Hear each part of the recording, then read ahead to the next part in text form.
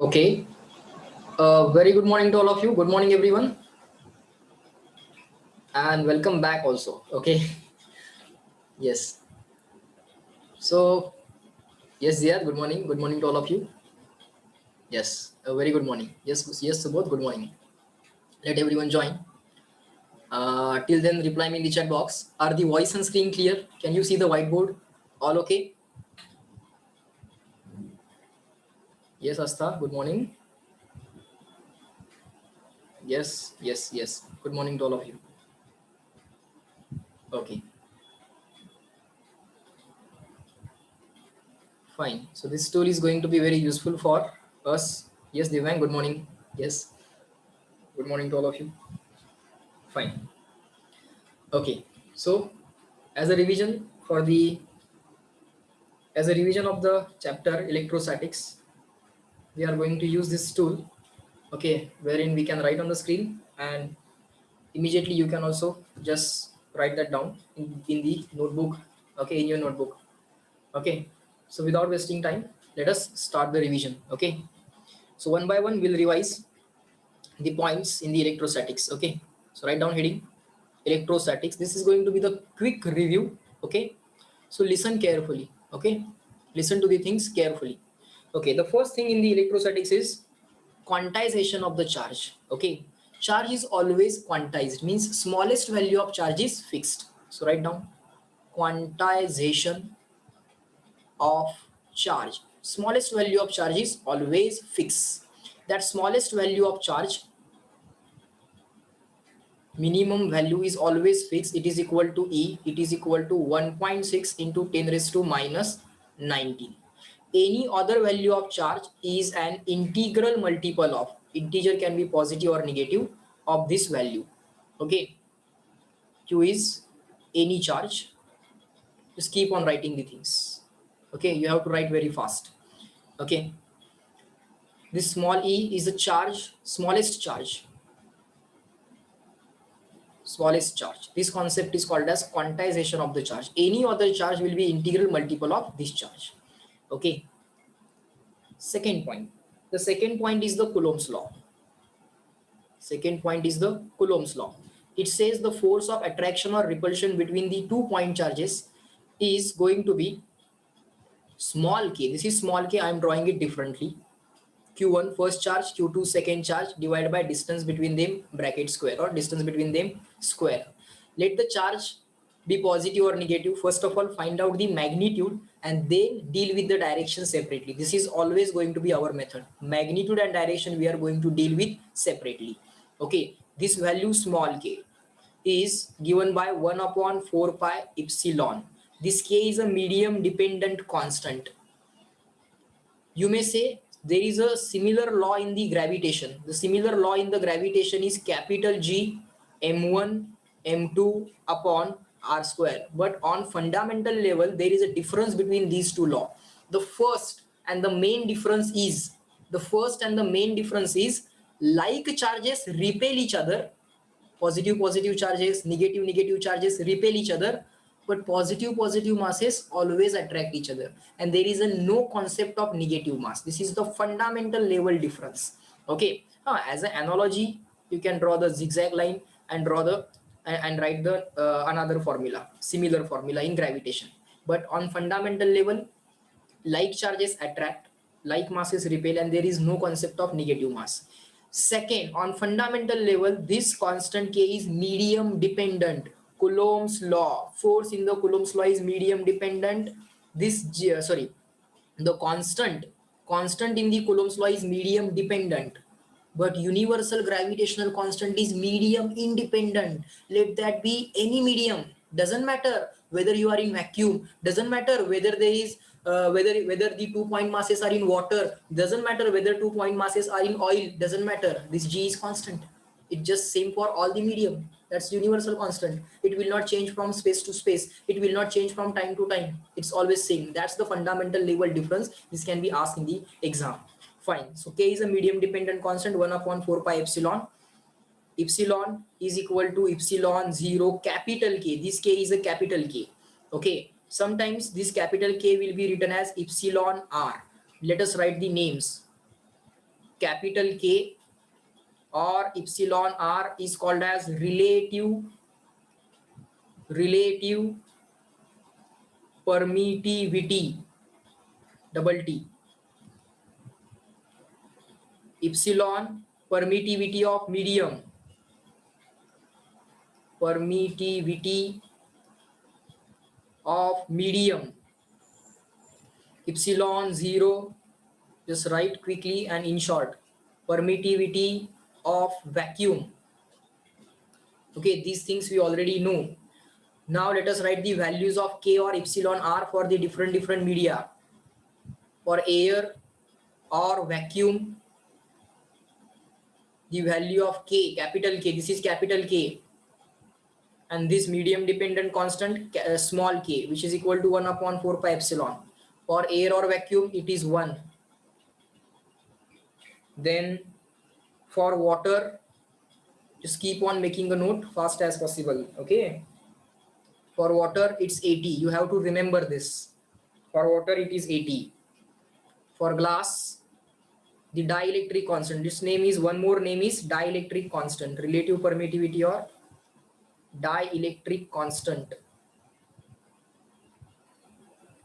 For glass it ranges from 5 to 10. For conductors, any kind of conductor if you have, means anything having free charge carriers, free electrons, if you have in any substance, that substance will be called as conductor. All the metals have free charges, so conductors or metals, dielectric constant is infinity. Dielectric constant is infinity. Okay, up to this, reply me in the chat box clear and written CW, so that I can move on to the next slide.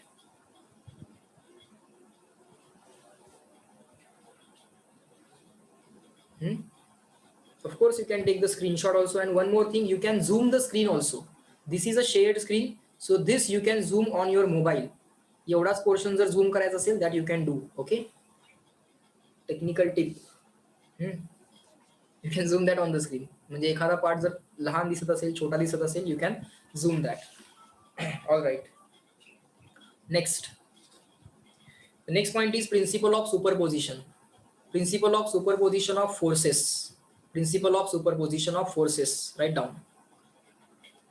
Principle of superposition. Principle of superposition. What is principle of superposition? Net charge is equal, net force is equal to addition of all individual force. Net force on first charge. Net force on first charge. Let us show the first charge Q1. Let us show the second charge Q2. Let us show the third charge Q3, and so on. This is the nth charge. So the first charge will experience force because of second, because of third, because of fourth, because of sixth, because of seventh, because of 10th, because of nth.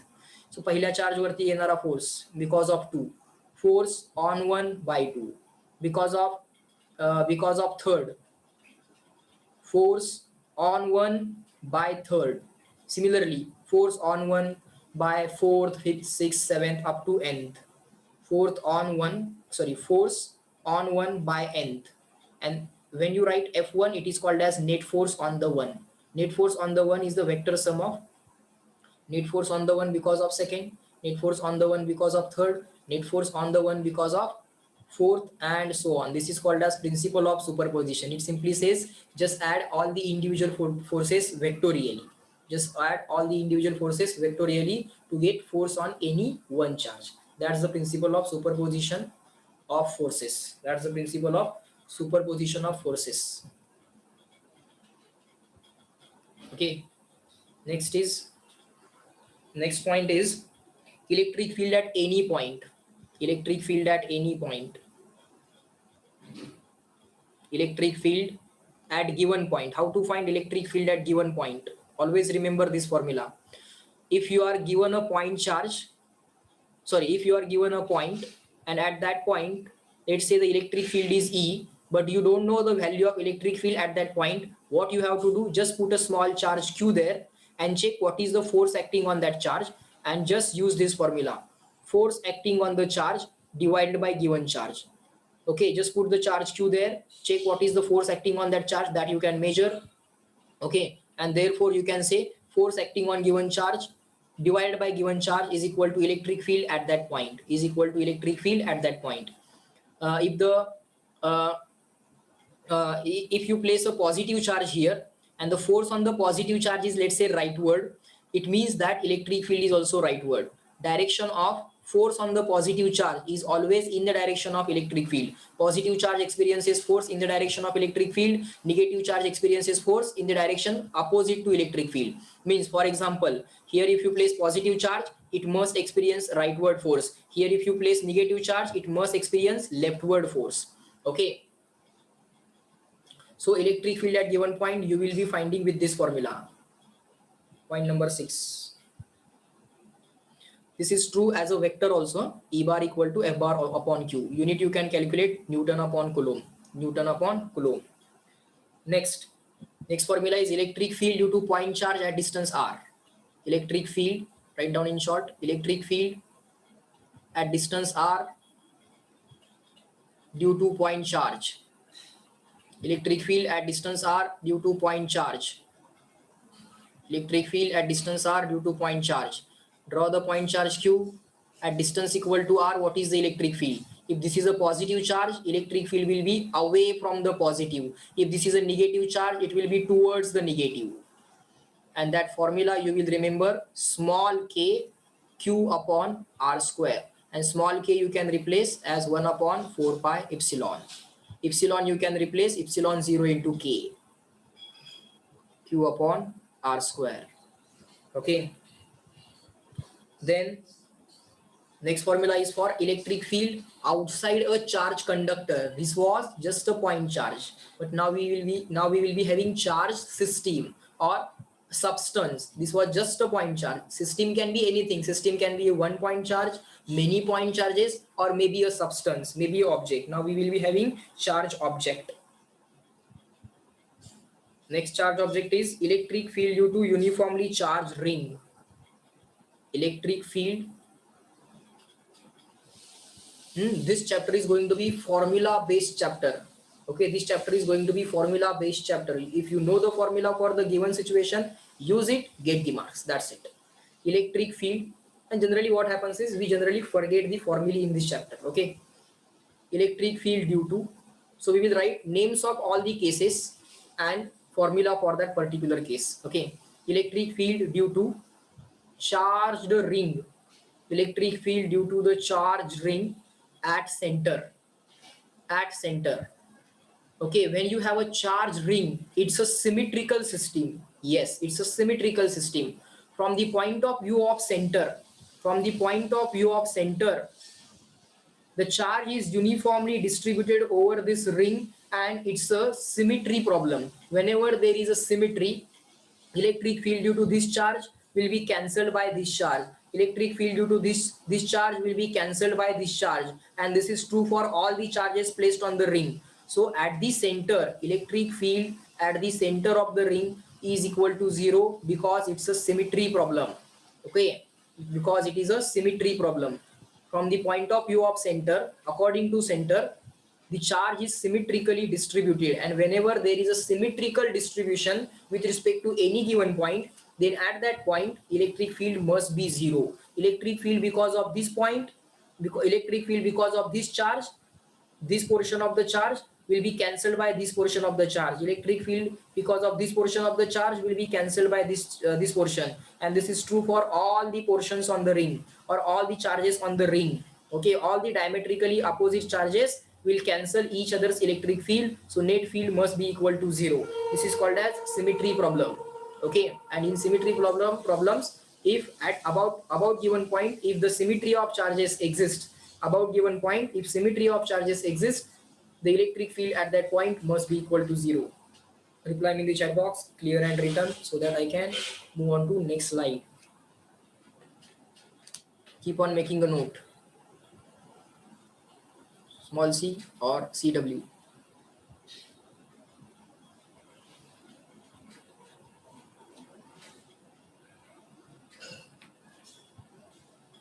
Done. Clear and written. We can go back to the previous slide also. Okay, if you want to show the previous slide you can ask for that. Okay, no problem. समजा in case miss झालं I can go back. Okay, I'm not clearing anything, so it will remain as it is. Okay, next.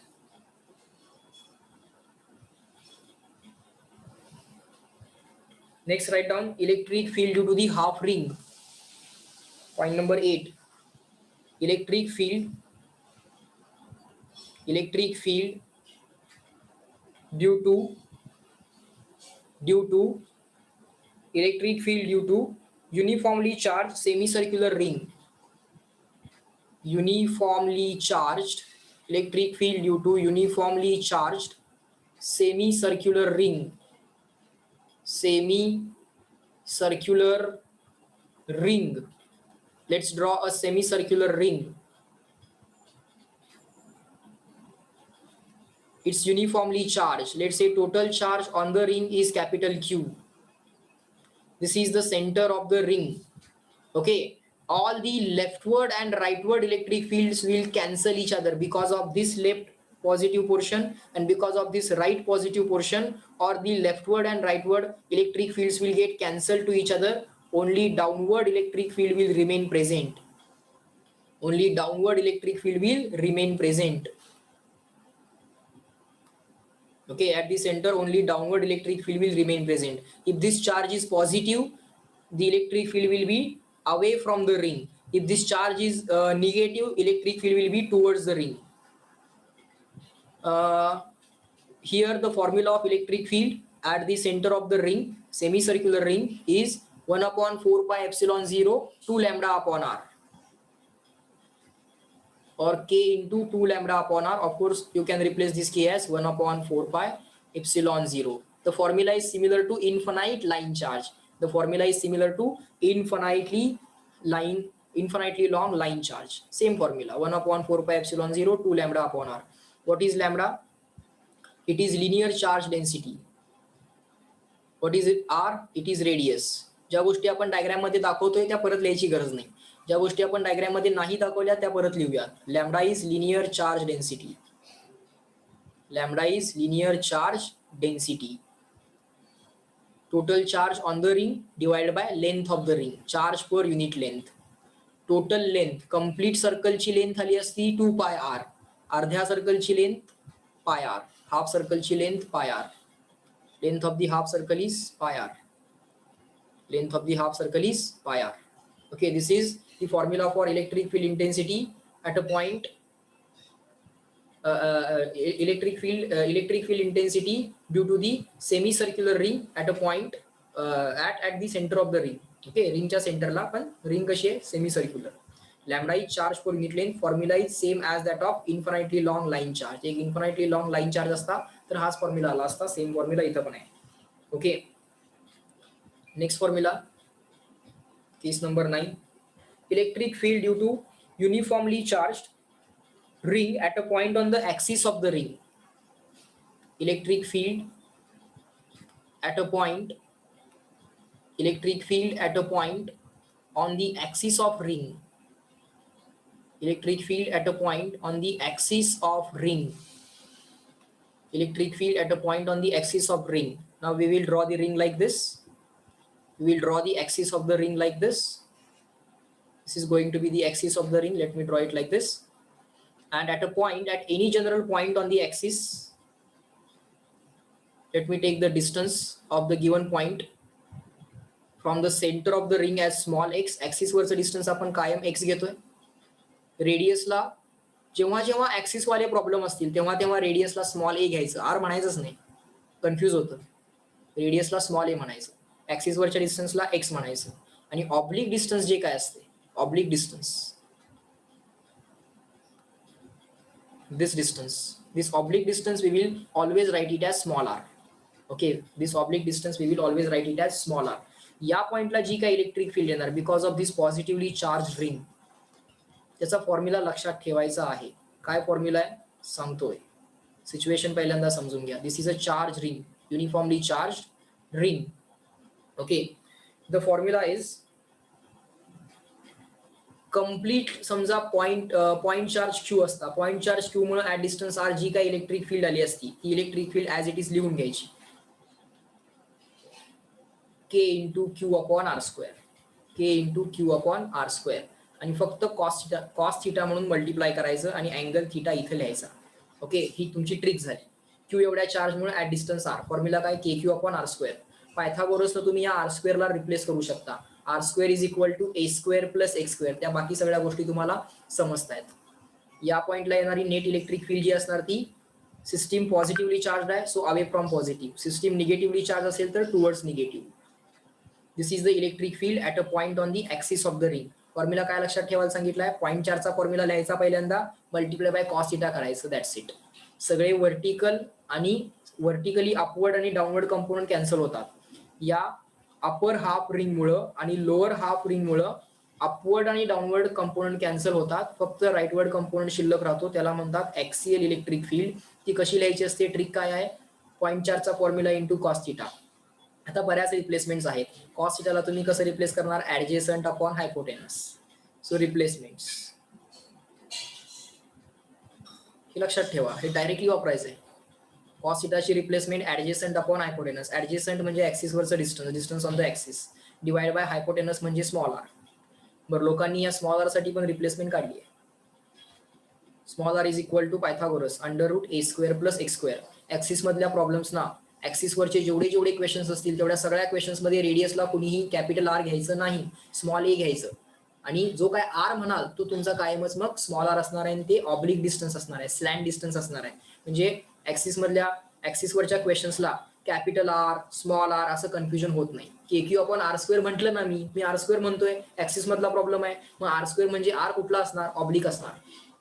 कारण axis मधल्या प्रॉब्लेमला मी रेडियसला कधी R घेतच नाही, मग जो काय आर असणार तो ऑब्लिक वालाच आर असणार. पायथागोरसनं आरला रिप्लेस करा, under root a square plus x square. These are the replacement as per the need. पण बेसिक फॉर्म्युला तर हाच, पॉइंट चार्जचा फॉर्म्युला इंटू कॉस थिटा, विषय संपतोय. पॉइंट चार्जचा formula at distance r into cos theta करा, विषय संपतोय. हा फॉर्म्युला लक्षात राहिला, trick. Reply me in the chat box, clear and written CW, so that we can move to case number 10. 1 case 1 formula, हे लॉजिक सगळ्यात best apply होत आहे रिव्हिजन साठी. Good.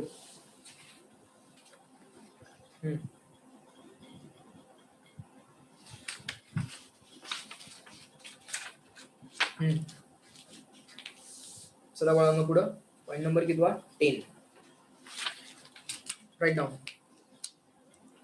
Next page.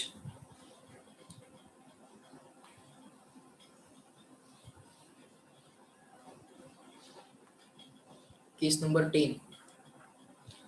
Case number 10 is electric field due to the charge disc. Ring नहीं है, आता charge disc है. Electric field हा प्रॉब्लेम रेअरली विचारतात, अगदी रेअरली विचारतात, जनरली नसतो हा. Electric field due to charge disc, electric field due to charge disc. Okay, finite disc है, इन्फानाइट डिस्क नहीं है. Electric field due to the charge disc at a point on the axis of the disk, at a point on the axis of the disk. Disc draw करूया. Disc आहे ना, ring नहीं है, disc आहे. Okay, axis, एक second, ही वाली disc घेऊया म्हणजे ऍक्सिस दिसेल आपल्याला. ऍक्सिस वरचा पॉइंट परत एक्स, ते डिस्टन्स किती घेणार, ऍक्सिस वरच्या पॉइंटचं डिस्टन्स एक्स. डिस्कची रेडियस स्मॉल एज घ्यायची. आता चार्ज मात्र फक्त काय सर्कम्फरन्सला नसणार, सगळीकडे असणार, सरफेस वरती असणार.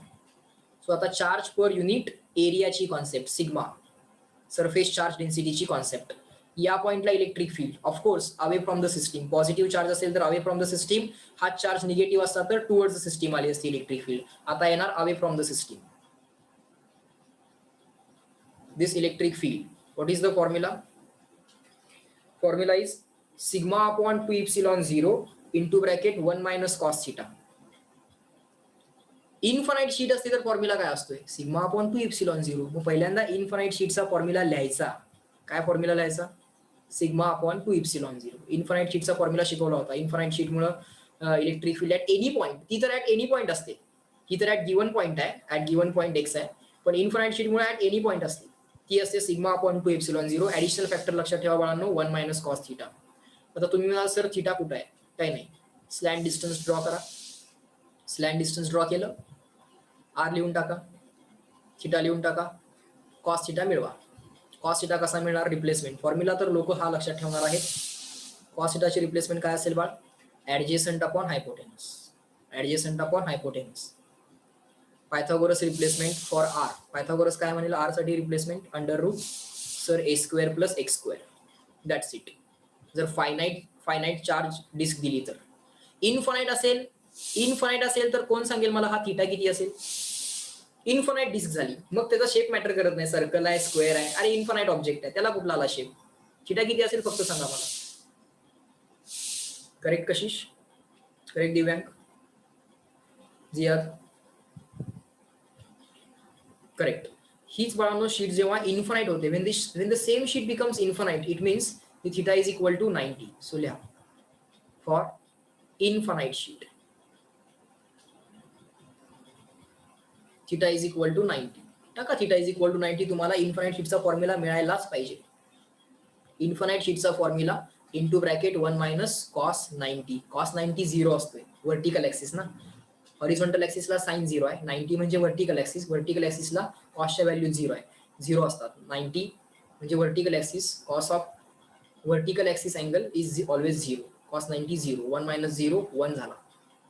सो आन्सर आलं सिग्मा अपॉन 2 एप्सिलॉन किंवा एप्सिलॉन 0. मीडियम असेल या पॉइंटला, जिथं पॉइंट आहे बघा, ही डिस्क कुठल्या मीडियम मध्ये ठेवल्या ते मॅटर करत नाही.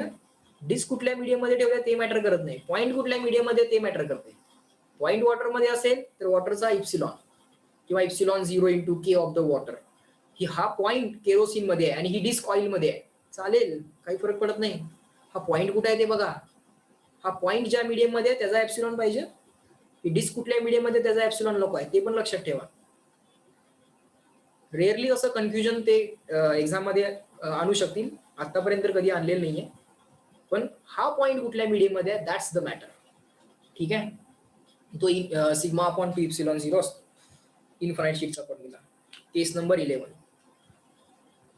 केस number 11, finite charge wire. Infinite नंतर घेऊ, पहिल्यांदा finitely charge wire. Write down, electric field due to finite charge wire. Electric field short मध्ये लिहा, electric field due to finite, of course uniformly charge असणार, ते सगळं कळते आपल्याला. चार्ज वायर, फायनाइट वायर घ्यायची, इन्फानाइट नाही. एक फायनाइट वायर घेतली, या फायनाइट वायर पासून at distance equal to R electric field विचारली. ठीक आहे, पॉईंट काय बरोबर मिड पॉईंटलाच पाहिजे अशी काहीही कंडिशन नाहीये. पॉईंट काय मिड पॉईंटलाच पाहिजे असलं काही नाही. Perpendicular distance of the given point from the given wire. या वायरला चार्ज करूया, let's assign some charge to the wire. हे डिस्टन्स किती, small r. Okay, top end जो आहे त्यानं केलेला अँगल θ1 म्हणा, बॉटम एंड जो आहे त्यानं केलेला अँगल θ2 म्हणा. ओके, आता वरती आणि खाली, या लाईनच्या वरती आणि खाली इक्वल चार्जेस नाही आहेत, इकडं कमी असेल इकडं जास्त असेल, त्यामुळं व्हर्टिकल कंपोनंट कॅन्सल होत नाहीत. हॉरिझॉन्टल कंपोनंट तर येणार होताच, because of the positively charge system. Positive पासून अवेवाला हॉरिझॉन्टल कंपोनंट तर तो येणार होताच, नो डाऊट. पण आता व्हर्टिकल कंपोनंट पण येणार. रिझन काय आहे, या लाईनच्या वरती आणि खाली सिमेट्री नाहीये, त्यामुळं अपवर्ड आणि डाऊनवर्ड कंपोनंट कॅन्सल होणार नाहीत. आता खाली असणारी चार्जची व्हॅल्यू जास्त आहे, या पॉझिटिव्ह चार्जमुळं अवे फ्रॉम द सिस्टीम असे इलेक्ट्रिक फील्ड यायला चालू होतील. या पॉझिटिव्ह चार्जमुळं, एक सेकंड, या पॉझिटिव्ह चार्जमुळे अवे फ्रॉम द सिस्टीम असे इलेक्ट्रिक फील्ड्स येतील. या पॉझिटिव्ह चार्जमुळे, या वरच्या पॉझिटिव्ह चार्जमुळे इलेक्ट्रिक फील्ड अशा येतील, खालच्या डायरेक्शनला येतील. पण खाली जास्त चार्जेस आहेत, हे जे चार्जेस आहेत ते जास्त आहेत, त्याच्यामुळं ही वाली फील्ड जिंकणार आणि त्यामुळे नेट कंपोनंट जो येणार तो असा व्हर्टिकल येणार आणि हॉरिझॉन्टल कंपोनंट तर येणार होताच away from the system. So इथं दोन्ही कंपोनंट असतात हे लक्षात घ्या, फक्त हॉरिझॉन्टल नाही, कारण या लाईनच्या वरती आणि खाली सिमेट्री नाही आहे. There is no symmetry above and below this line. So symmetry नसल्यामुळे एक्स आणि वाय दोन्ही कंपोनंट असतील. याला म्हणतात परपॅन्डिक्युलर कंपोनंट. या लाईनला ही इलेक्ट्रिक फील्ड परपॅन्डिक्युलर आहे, त्याला परपॅन्डिक्युलर कंपोनंट म्हणतात. आणि ह्या लाईनला ही इलेक्ट्रिक फील्ड पॅरल असल्यामुळे त्याला पॅरलल कंपोनंट म्हणतात. E parallel, E double L आणि E perpendicular. Charge per unit length lambda, overall charge upon overall length, charge per unit लेंथची कॉन्सेप्ट. आता ई पॅरलल आणि ई परपॅन्डिक्युलरचे फॉर्म्युले. ओके, ई पॅरलल मध्ये लक्षात ठेवायचं की तिथं साइन कंपोनंट आहे आणि ई परपॅन्डिक्युलर मध्ये कॉस कंपोनंट आहे. ओके, सो फॉर्म्युला कसा आहे बघा. ई पॅरलल, काय काय लिहितोय जरा व्यवस्थित बघा. E parallel E perpendicular 2 lambda upon L लिहून टाकायचं. सॉरी 2 लॅम्बडा अपॉन एल नाही, आर, हे डिस्टन्स मॅटर करतंय. 2 लॅम्बडा अपॉन आर लिहून टाका, 2 लॅम्बडा अपॉन आर लिहून टाका. आता इथं काय साइन θ1 प्लस साइन θ2. ऑब्झर्व करा, याच्यातूनच आपोआप इन्फानाइट लेंथचे फॉर्म्युले तयार होतात. Cos θ1 minus cos θ2. बघा काय काय लक्षात ठेवायचं सांगतो. 2 lambda upon r, 2 lambda upon r हे तर ऍज इट इज ठेवणार. पॅरललला साइन, परपॅन्डिक्युलरला कॉस. पॅरललला साइन वाल्या टर्म, परपॅन्डिक्युलरला कॉस वाल्या टर्म. साइन प्लस साइन आणि सगळं चेंज करायचं. साइनचं कॉस, प्लसचं मायनस, साइनचं कॉस. ई पॅरलल वाला एक फॉर्म्युला लक्षात ठेवला तर परपॅन्डिक्युलर वाला आपोआप लक्षात राहतो. 2 lambda upon r as it is, 2 lambda upon r as it is. साइनचं कॉस, प्लसचं मायनस, साइनचं cos. Sine θ1 cos θ1 plus minus sine θ2 cos θ2. अशा रिप्लेसमेंट करायच्या, चेंजेस करून एका फॉर्म्युल्यावरून दुसरा फॉर्म्युला लक्षात ठेवायचा. ओके, आता मला सांगा हीच लाईन जर इन्फानाइट झाली तर θ1 आणि θ2 ची व्हॅल्यू किती होईल. ही लाईन अप टू इन्फिनिटी गेली आणि ही लाईन अप टू इन्फिनिटी गेली तर θ1 आणि θ2 चेक करा ते किती होतील.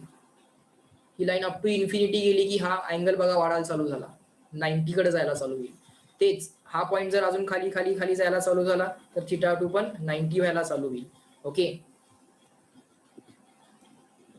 म्हणजे काय, θ1 आणि θ2 90 झाले तर sine 90 plus sine 90, cos 90 minus cos 90 ही टर्म कॅन्सल होईल. त्यावेळी पॅरलल कंपोनंट गायब होईल कारण कॉस 90 मायनस कॉस 90 होतोय. पण परपॅन्डिक्युलर कंपोनंट कायमच शिल्लक राहतोय. इट ऑलवेज रिमेन्स, कारण प्लस साइन आहे, ते ऍड होणार आहे, ते सबट्रॅक्ट होऊन कॅन्सल होत नाही. लक्षात ठेवा. ओके, सो इन्फानाइटची केस तुम्हाला करता येईल. त्यानंतर 2k. Divyang, what do you want to say? काय म्हणायचं तुला? Of course 2k lambda upon r. Of course 2k lambda upon r. My mistake. 1 upon 4 pi epsilon 0 2 lambda upon r. की k into 2 lambda upon r असं लिहायला पाहिजे होतं.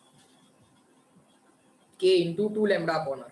ते 1 upon 4 pi epsilon 0 बाळांनो आपलं लिहायचं राहिलेलं आहे. 1 upon 4 pi epsilon 0 2 lambda upon, आणि त्या 1 upon 4 pi epsilon 0 ला आपण k असं म्हणतोय. So k into 2 lambda upon r.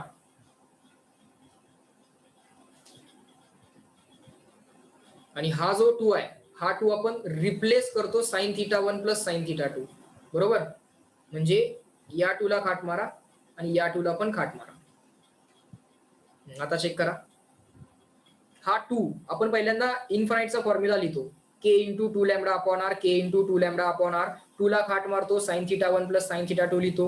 2 ला खाट मारतो cos θ1 मायनस cos θ2 लिहितो. बरोबर, आता जरा चेक करा फॉर्म्युला मी काय लिहिलाय. k into 2 lambda upon r इन्फानाइटचा फॉर्म्युला लिहायचा. k into 2 lambda upon r इन्फानाइटचा फॉर्म्युला लिहायचा. हा 2 कुठनं आला असणार आहे, साइन 90 प्लस साइन 90 म्हणजे 1 प्लस 1 करून तो 2 आलेला असणार आहे. म्हणून या 2 ला खाट मारा, साइन θ1 प्लस साइन θ2 लिहा. या 2 ला खाट मारा. ओके, या टूला काट मारा, cos theta 1 minus cos theta 2 लिहा. इथपर्यंत समजलं का बघा. कुठं कुठं कसा कसा फॉर्म्युला लिहायचा आहे, के कुठं पाहिजे आणि कुठला 2 आपल्याला काट मारायची आहे. लक्षात आली का? चेक करा सगळ्यांनी, जरा पटकन रिप्लाय करा CW.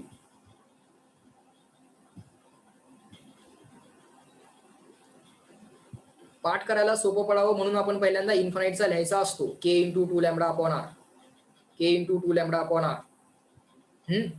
आणि मग ह्या साईनवाल्या टर्म्स कुठनं आल्या, तो 2 कुठनं आला, तर या साईनवाल्या टर्म्स मधनं आलाय म्हणून 2 ला परत काट मारा, असं ते लक्षात ठेवायचं. Okay, yes.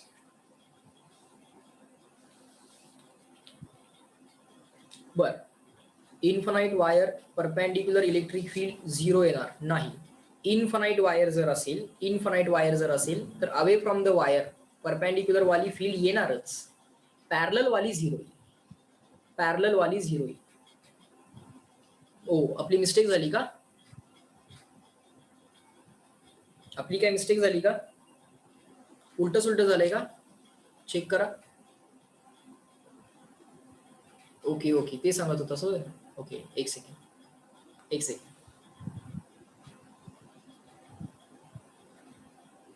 हे परपेंडिक्युलर, ठीक आहे, हे परपेंडिक्युलर.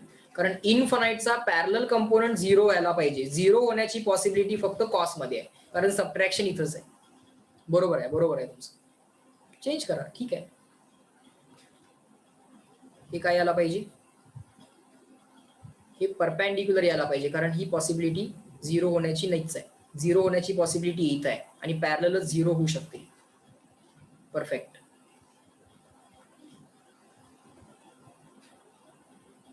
Okay, fine. इन्फानाइट साठी तुम्ही 90 सबस्टिट्यूट करा. इन्फानाइटचा पॅरलल कंपोनंट 0 होतो, फक्त परपेंडिक्युलर शिल्लक राहतो. पॅरलल 0 होण्यासाठी बघा, ह्या सगळ्या ट्रिक्स आहेत ज्या आता आपण डिस्कस करायला लागलोय. कारण हे फॉर्म्युले असे आहेत की जे आपल्याला कन्फ्युज करतात. बरोबर, आपण हे वरती खाली पण केलं होतं, ते पण आपलं कन्फ्युजन झालं होतं. पण ह्या सगळ्या कन्फ्युजन मधनच आता आपल्याला एक्झॅक्टली रॉबस्ट फॉर्म्युले मिळतील, ज्यातनं आपण आता परत कधीच मिस्टेक करणार नाही. ओके, सेमी इन्फानाइट केस असेल तर काय करणार, इथं स्टार्ट होणार आणि एंड अप टू इन्फिनिटीला होणार. त्यामुळे त्या केसमध्ये θ2 0 टाका, θ1 ला 90 टाका. किंवा समजा इथं स्टार्ट झाली आहे, लाईन इथं स्टार्ट झाली आहे आणि खाली एंड होतच नाहीये, तर त्या केसमध्ये θ1 ला 0 टाका आणि θ2 जो आहे तो 90 टाका. ओके, अशा पद्धतीनं त्या सबस्टिट्यूशन तुम्ही करू शकता. ओके, सेमी इन्फानाइटच्या किंवा इन्फानाइटच्या, दोन्हीकडे इन्फानाइट असेल तर 90, वरती इन्फानाइट असेल तर θ2 0 येईल, कारण खाली नाहीच आहे, इथं तो स्टार्ट झालाय. आणि θ1 इन्फिनिटीला जाईल म्हणजे 90 होईल. खाली इन्फानाइट असेल तर इथं 0 येईल, म्हणजे θ1 वरचा अँगल 0 होईल, पण खालचा पॉईंट इन्फिनिटीला चाललाय, त्यामुळे हा खाली जो अँगल आहे तो 90 ला जाईल. ओके, सो फायनाइट आणि सेमी इन्फानाइटच्या केसेस आपल्याला सगळ्या कव्हर करता येतील. ओके, नेक्स्ट 11 पॉइंट झाला. पॉइंट नंबर 12, केस नंबर 12 और पॉइंट नंबर 12 लिया. Electric flux through area ds. छोटासा पॉइंट एरियाला ds असं म्हणतात. ds एरिया असा ड्रॉ करा. त्या पॉइंटला इलेक्ट्रिक फील्ड जर E असेल आणि एरिया वेक्टर आणि इलेक्ट्रिक फील्ड मधला अँगल जर थीटा असेल, एरिया वेक्टर आणि इलेक्ट्रिक फील्ड मधला अँगल जर थीटा असेल, तर electric flux through area ds, electric flux through area ds,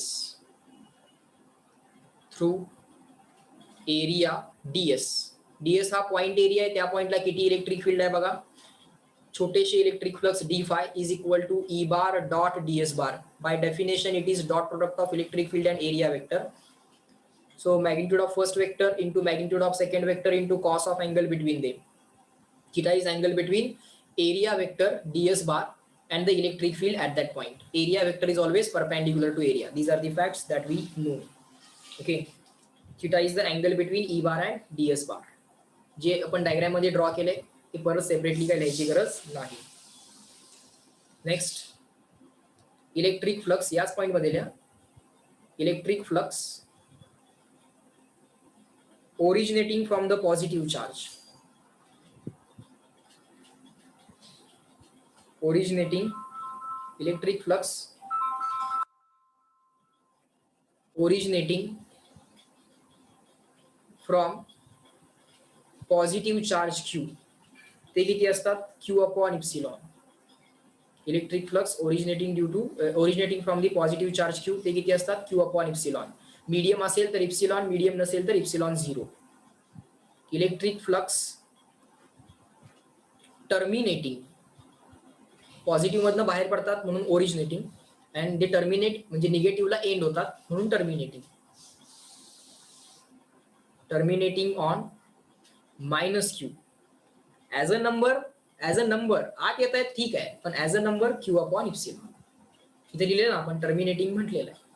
positive मधनं बाहेर पडतात, निगेटिव्हला आत येतात. नेक्स्ट नंबर 30 इथपर्यंत रिप्लाय करा. Clear and written CW.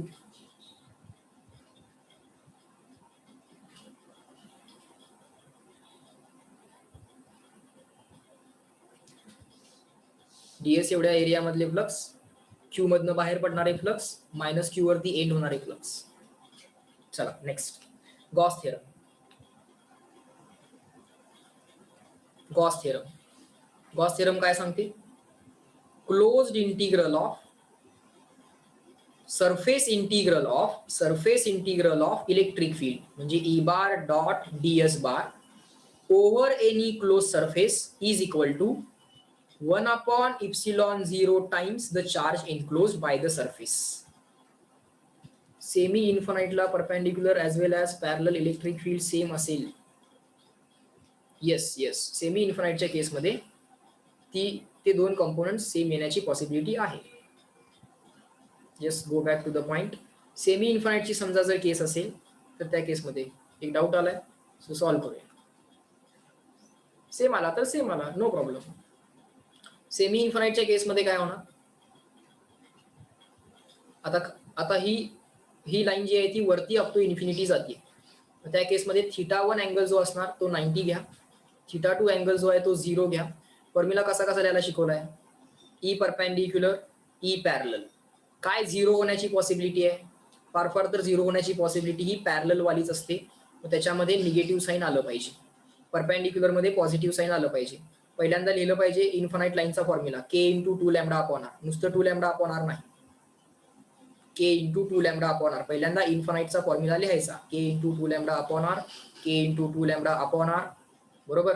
त्यानंतर हा 2 खोडायचा, हा 2 खोडायचा. इथे लिहायचं साइन θ1 प्लस साइन θ2. आणि 0 व्हायची पॉसिबिलिटी फक्त पॅरलल असते आणि ती पॉसिबिलिटी मायनस साइन सॅटिस्फाय करू शकतो. So cos θ1 minus cos θ2. Okay. So check करा, एक अँगल 90 आहे, एक अँगल 0 आहे. Sine 90 sine 0, cos 90 cos 0. Values put केल्या तर काय होईल? K lambda upon R as it is. 2 तर कॅन्सल केलाय आपण. K lambda upon R sine 90 plus 1 sine 0 0 लिहायची गरज नाही सर. ई पॅरलल कंपोनंट काय येणार? K lambda upon R as it is.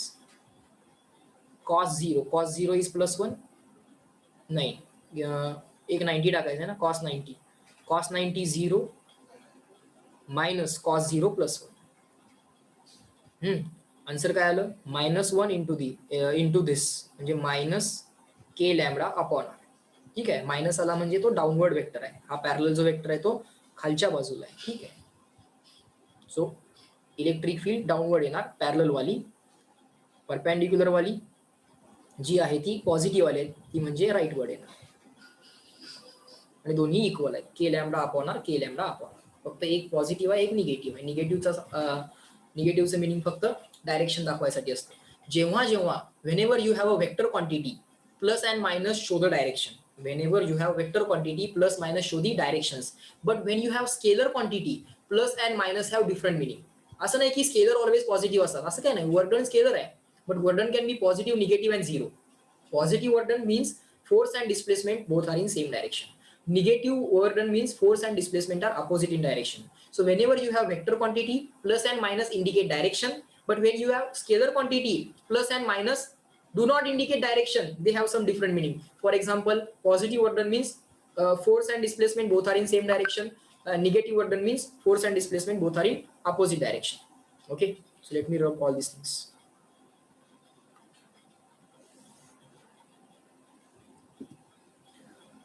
Gauss theorem काय सांगते? Surface integral of electric field म्हणजे E bar dot D S bar over any close surface close पाहिजे is equal to 1 upon epsilon 0 times the charge enclose by that surface. 1 upon epsilon 0 times म्हणजे multiplied by the charge enclose by that surface. ही आहे Gaussian Gauss theorem. Okay, यालाच लोक Q upon epsilon 0 लाच लोक electric flux असंही म्हणतात. यालाच काय म्हणतात? Electric flux. Five E electric flux. So electric flux is equal to surface integral of electric field over the closed surface. Electric flux through the given surface is equal to surface integral of electric field over the closed surface. असंही Gauss theorem सांगता येतो. Next, Gauss थेरमचा use करून तुम्ही due to the shell, due to the sphere electric field calculate करू शकता. Point चार्जची electric field तुम्हाला माहिती आहे, पण समजा तुमच्याकडे एक स्पेरिकल ऑब्जेक्ट असेल, मग स्पेरिकल कंडक्टर असेल किंवा कंडक्टिंग शेल असेल, अल्टिमेटली समजा चार्ज जर सरफेस वरती येणार असेल तर काय फरक पडत नाहीये की ती शेल आहे की कंडक्टिंग सॉलिड स्फिअर आहे. अल्टिमेटली चार्ज कंडक्टरच्या तर ऑलवेज सरफेसलाच असतोय. त्यामुळं हेडिंग कसं देतोय बघा, electric field due to spherical shell. आता शेल आहे म्हणजे आत मटेरियल तर नाही आहे, चार्ज सरफेसलाच असणार. और स्फेरिकल सॉलिड आहे पण कंडक्टर आहे. कंडक्टर आला असल्यामुळे परत चार्ज रिपेल होत आत तर राहू शकत नाही. रिपेल होत अल्टिमेटली कुठे येणार? सरफेस वरती येणार. It will ultimately come on surface. So एक तर कंडक्टर आहे तुमच्याकडे स्पेरिकल कंडक्टर, नाहीतर स्पेरिकल शेल आहे. दोन्ही केसमध्ये चार्ज कायमच सरफेसला असणार. In both the cases charge will always be on the surface. So इथं कॉन्सेप्ट असेल चार्ज पर युनिट एरिया वाली. आता आउटसाइड, इनसाइड आणि ऑन दी सरफेस इलेक्ट्रिक फील्डचे फॉर्म्युले पटपट लिहायचे. की रेडियस किती घेऊया? तिथं रेडियस तुम्हाला कॅपिटल आर घ्यायला काय हरकत नाही. ओके, आउटसाइड पॉइंट, कुठल्याही पॉइंटचं सेंटर पासून distance small R. System positively charge आहे, so electric field away from the positive, of course centre पासून away. Total charge on the sphere capital Q. Charge per unit area of the sphere sigma. तो कसा लिहिता येईल? Overall charge upon overall surface on which charge is spread. Charge कुठल्या surface वरती spread झालाय? 4 पाय R square याच्यावरती. 4 पाय स्मॉल आर स्क्वेअर वरती नाही, 4 पाय कॅपिटल आर स्क्वेअर वरती चार्ज आहे. Charge divide bye area on which charge is spread. ज्या एरियावरती चार्ज स्प्रेड झालाय तोच एरिया लिहायचा असतो, त्याला सिग्मा असं म्हणतात. बर, आउटसाइड पॉइंटला इलेक्ट्रिक फील्ड किती?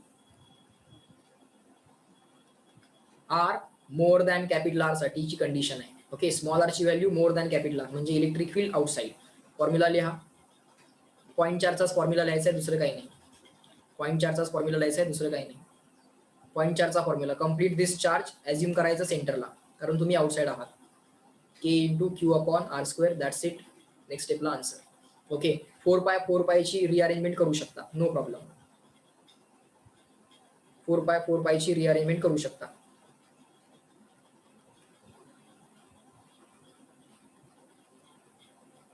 सिग्मा इक्वेशन मध्ये आणू शकता. केला 1/4 पाय एप्सिलॉन 0 लिहू शकता. हा 4 पाय ॲज इट इज. हा झाला चार्ज पर युनिट एरिया म्हणजे सिग्मा. सर 4 पायला 4 पाय कॅन्सल. आन्सर काय आलं? मिस्टेक झाली आपली, मिस्टेक झाली. एक सेकंड, लिहू नका. इथं स्मॉल आर आहे, इथं कॅपिटल आर आहे. डायरेक्टली सिग्मा लिहिता येत नाही, इथं नाही लिहायचा. अजून काही रिअरेंजमेंट करायला पाहिजे. करूया. केला तर लिहिलं 1/4 पाय एप्सिलॉन 0 चालेल. 4 pi as it is, Q as it is. आता कॅपिटल आर स्क्वेअरची रिअरेंजमेंट. कॅपिटल आर स्क्वेअर आणि हा 1 small R square as it is. 1 small R square जो आहे तो ॲज इट इज. प्लीज चला, फक्त एक ऍडिशनल फॉर्म्युला तयार होतोय, हा पार्ट असला तरी इनफ आहे. हा, आता काय करू शकता, यातल्या क्यू अपॉन 4πr² ला सिग्मा म्हणा. इथे एप्सिलॉन 0 तर आहेच, सो तो 1/ε0 ॲज इट इज.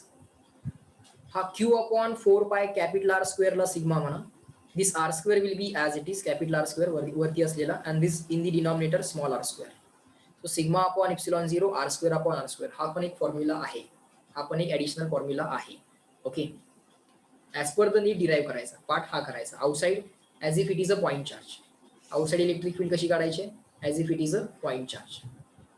CW पटकन रिप्लाय करा, इनसाइड वाली आणि ऑन दी सरफेस लिहूया.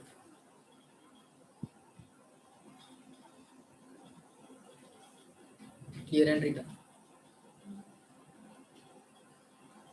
Sir we can directly substitute Q as sigma into area. Perfect, पण त्या केसमध्ये कसं लिहिलं पाहिजे, क्यू ला कसं लिहिलं पाहिजे, सिग्मा इंटू 4πr² लिहिलं पाहिजे. That is also okay. मी काय केलं, मी फक्त रिप्लेसमेंट करत गेलो, केला रिप्लेस केलं, 4π ची ऍडजस्टमेंट केली, r² ची ऍडजस्टमेंट केली. मी ऍडजस्टमेंटचं लॉजिक वापरलं, तू रिप्लेसमेंटचं लॉजिक वापरतोयस, ते पण चालेल, पटकन होईल तुझं आन्सर. चालेल जिया, नो प्रॉब्लेम. हा, inside electric field, charge surface वरती आहे, इनसाइडच्या पॉइंटला इलेक्ट्रिक फील्ड किती येणार, डायरेक्टली आन्सर लिहून टाका, 0. चार्ज एनक्लोज 0 येतो त्या केसमध्ये, त्यामुळं नेट जी काही इलेक्ट्रिक फील्ड येते इनसाइड एनिवेअर, ते आन्सर येतं 0. Outside KQ upon r², inside 0. On the surface, on the surface किती असणार, फक्त या स्मॉल आरच्या ऐवजी capital r, instead of small r put capital r. KQ upon capital r², that's it. KQ upon capital r², that's it, on the surface. जाऊ case number 15. Please चला, revise होत जाईल. चलो next. On surface r is equal to capital R, small r is equal to capital R. Yes, that's what we wrote. On surface, E on surface KQ upon capital R², instead of small r put capital R. Next, case number 15. आता जो sphere आहे तो non conducting sphere आहे. Non conducting sphere, सगळ्या cases लिहायचे. Non conducting sphere आणि volume charge distribution असणार. आता सरफेस वरती चार्ज नाही, volume charge distribution. Volume charge distribution, in that case काय करायचं, फॉर्म्युले बघितलेत आपण ऑलरेडी, परत एकदा. ग्रॅव्हिटेशन सारखी केस आहे, काही वेगळं नाही. Charge will be distributed throughout the volume. अर्थ सारखं झालं आहे, mass will be distributed throughout दी अर्थ. अर्थवाली केस आहे, फक्त अर्थच्या मासच्या ऐवजी चार्ज आहे. चार्ज पर युनिट व्हॉल्यूमची concept, overall charge on the sphere divide by overall volume of the sphere, 4/3 pi. Radius of the sphere, let's take it as capital R. Radius of the sphere, let's take it as capital R. 4/3 pi r cube. Of course, charge la as per the need, charge per unit volume into the volume on which the charge is spread. Charge per unit volume multiplied by the volume on which the charge is spread. असं करून तुम्ही चार्जला replace करू शकता. परत R more than capital R म्हणजे outside वाला point. Outside सगळा charge assume करायचा ऍट अ सेंटर आहे आणि फॉर्म्युला लिहायचा K into Q upon r². On the surface instead of small r put value of small r equal to capital R. Put value of small r equal to capital R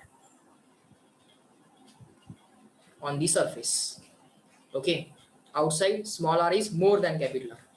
आता small r less than capital R म्हणजे you are inside. This is the value of small r.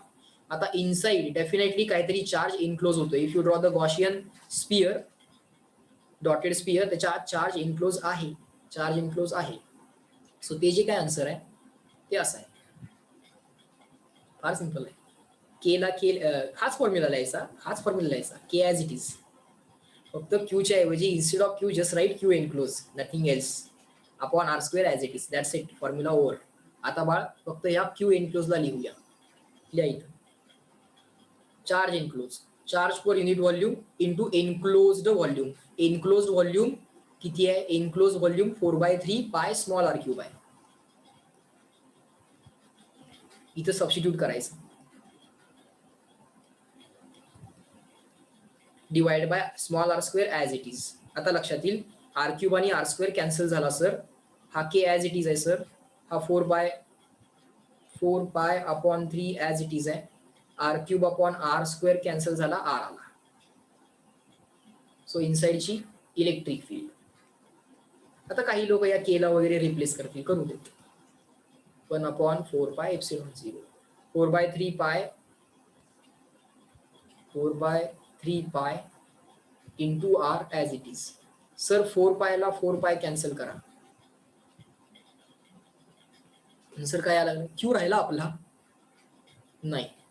आपण काय लिहायचं राहिलं rho लिहायचा आहे. Charge enclose is equal to charge per unit volume into enclosed volume. Rho लिहायचा राहिला.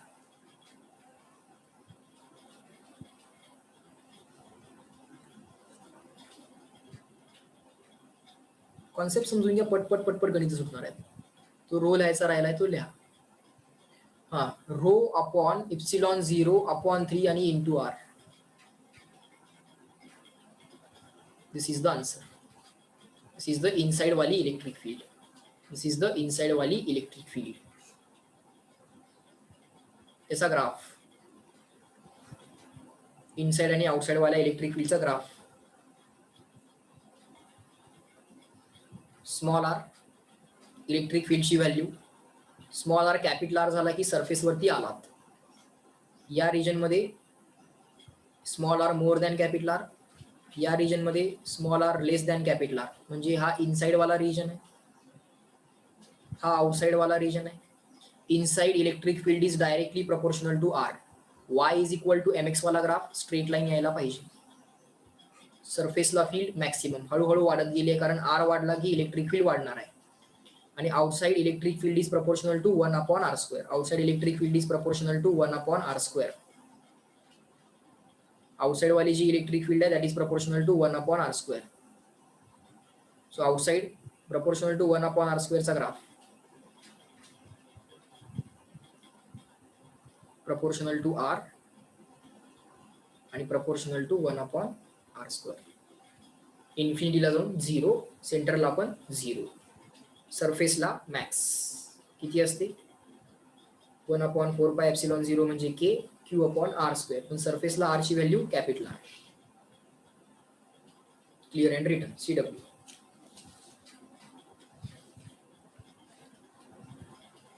करा पट करा. Case number 15.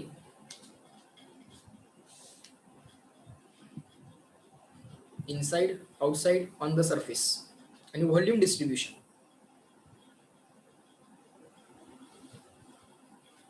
सरफेस वाला चार्ज असेल तर इनसाइड 0, पण व्हॉल्यूम वाला चार्ज असेल तर इनसाइड आहे. कसं काढायचं आज फॉर्म्युला सेम फॉर्म्युला.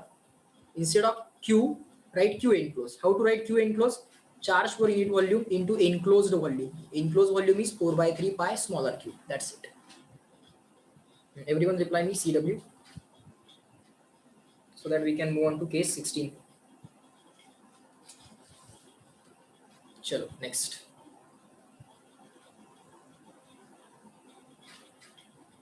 पट पॉइंट सगळे रिवाइज होतील.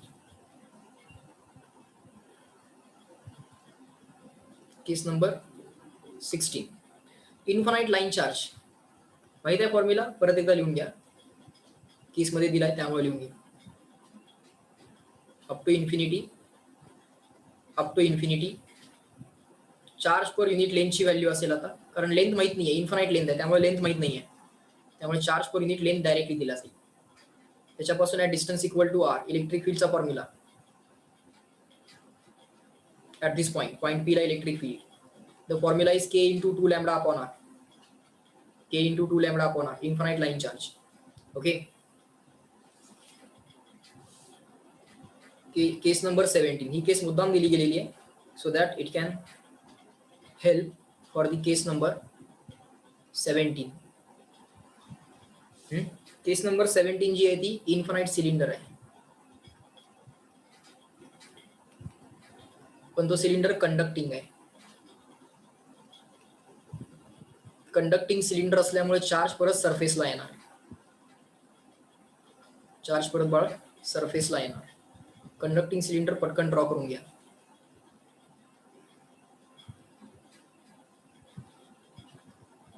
तो इन्फानाइट पण आहे.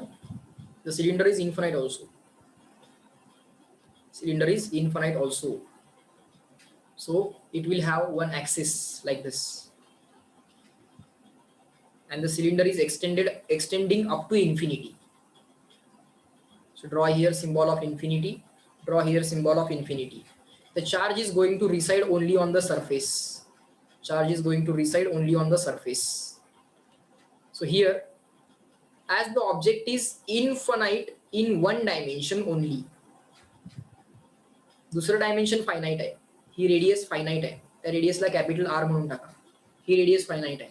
The object is infinite in one dimension only. So even the charge per unit length concept is okay. Okay, charge per unit एरियाची कॉन्सेप्ट घ्यायची गरज नाही.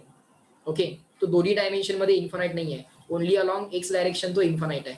सो चार्ज पर युनिट लेंथची कॉन्सेप्ट ओके आहे, नो प्रॉब्लेम. आता ह्या सिलेंडरच्या outside वाला एक पॉइंट सिलेक्ट करूया. at distance equal to small r. Of course the object is infinite आणि infinite system पासून जर इलेक्ट्रिक फील्ड कॅल्क्युलेट करायची असेल तर that will be away from the positive and towards the negative. He infinite system आहे, मग away from the positive. Electric field outside, electric field on the surface आणि electric field inside, असे 3 points असणार आहेत. Electric field inside. Okay, so outside साठी small R value more than capital R. Small R value more than capital R. जेव्हा तुम्ही outside आहात याला consider करायचं line charges. When you are outside this cylinder, charge conducting cylinder, आणि conductor म्हटले की charge surface वरती येतो. आत थांबू शकत नाही कारण रिपेल होत होत अल्टिमेटली सरफेसला येतो. So outside electric field is as good as you are a line charge. एकच लाईन आहे rather than a cylinder. So same formula k into 2 lambda upon r. Infinite line charge. On surface you get k into 2 lambda. Small r ची value on the surface किती होणार? Capital R. Small r ची value on the surface किती होणार? Capital r. Just write down k into 2 lambda upon capital r. आता r less than capital R.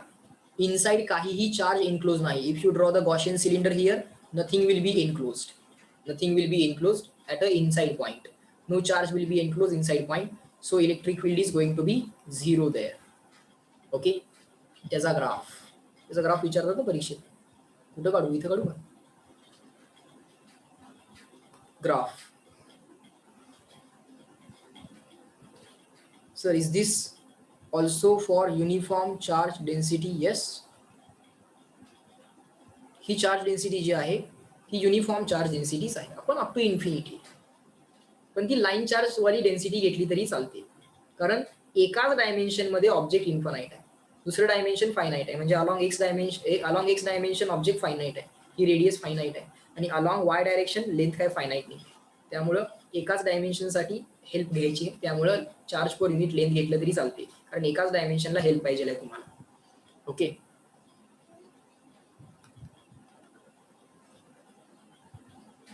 मग formula E outside sigma upon epsilon into r upon r. Okay, sigma upon epsilon into r upon r you can derive. म्हणजे काय, आता लॅम्डाच्या ऐवजी तुला sigma वापरायचं तिथं, मग त्या केसमध्ये तुला काय करावं लागेल ते पण सांग. आपण लॅम्डा वापरलाय, सिग्मा वापरून पण करता येते, पण गरज नाही सिग्माची, पण सिग्माची हेल्प आता नको आहे. करूया 2 मिनिटं, पण त्याच्या आधी बाळ हे करूया. पहिल्यांदा ग्राफ ड्रॉ करा माझ्या बरोबर, डाऊट पण सॉल्व्ह करूया. इनसाइड वाली इलेक्ट्रिक फील्ड किती आहे बाळ? 0. सो इनसाइड वाली इलेक्ट्रिक फील्ड सरळ 0 स्ट्रेट लाईन ग्राफ येणार असा. Outside the field is proportional to 1 upon R. Where it is, outside electric field is proportional to 1 upon R. E outside is proportional to 1 upon R. म्हणजे सरफेसला कुठेतरी maximum असणार आणि परत 1 upon आरच्या लॉजिकनं decrease होत जाणार. मॅक्सिमम ऑन द सरफेस किती असणार? सरफेसवरची k into 2 lambda upon capital R. k into 2 lambda upon capital R. Case number 17 चा ग्राफ आहे. ओके, केस नंबर 17 चा ग्राफ आहे. स्ट्रेट लाईन नाही आहे ही, it's a continuously decreasing curve with the logic of proportionality of 1 upon r square, proportional to 1 upon r square. Okay, आता ज्या लोकांना लॅम्बडा वापरायचा नाही, सिग्मा वापरायचा आहे त्या लोकांसाठी हा जो काय लॅम्बडा आहे तो lambda actually Q upon L आहे आणि सिग्मा जो असतो तो actually charge per unit area असतो. ओके, सो त्याला मी म्हणतो क्यू. एक फायनाईट लेंथ कन्सिडर करायची for time being. Finite length वरती फायनाईट चार्ज येईल, इनफानाईट लेंथ वरती इनफानाईट चार्ज येईल.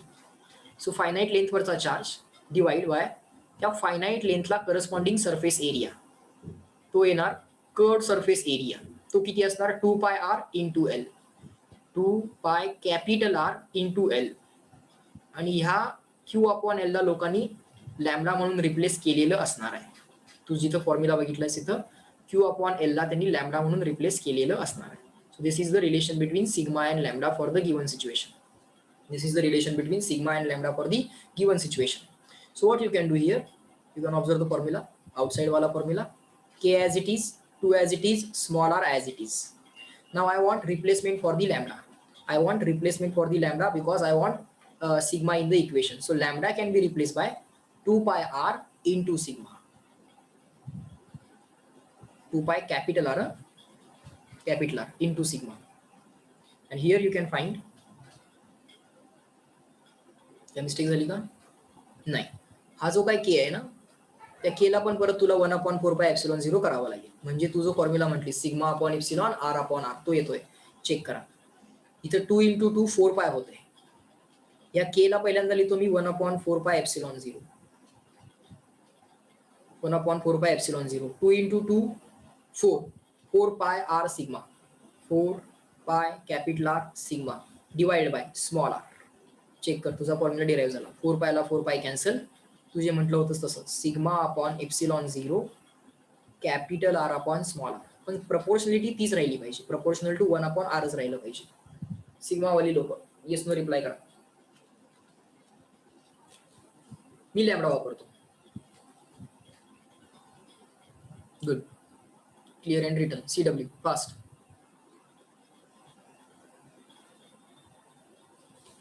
एव्हरीवन